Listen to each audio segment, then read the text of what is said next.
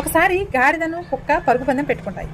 ఎవరైతే ఈ పరుగు పందెంలో గెలుస్తారో వాళ్ళు ఆ సింహాసనాన్ని అధిష్ఠించి ఈ రాజ్యాన్ని ఏలేటట్లుగా పందెం పెట్టుకుంటాయి. అయితే ఈ కుక్క ఏమనుకుంటుంది, నాకన్నా స్పీడ్గా పరిగెత్తగలదా ఈ గాడిద, దీన్ని ఓడించడం నాకు ఒక లెక్క అని చెప్పేసి లైట్గా తీసుకుంటుంది. అయితే పరుగు పందెం స్టార్ట్ అవుతుంది. ఇక వీధి కుక్కలన్నీ కూడా ఈ కుక్క వెంట మొత్తం దాడి చేయడం మొదలుపెట్టాయి. వీటన్నిటిని గెలుచుకుంటూ చివరికి సింహాసనం దగ్గరికి వెళ్తుంది. ఈలోగా ముందుగానే గాడిద వెళ్ళిపోతుంది, సింహాసనం మీద కూర్చొని ఉంటుంది. ఇప్పుడు ఈ స్టోరీ ఎందుకు చెప్తున్నానంటే,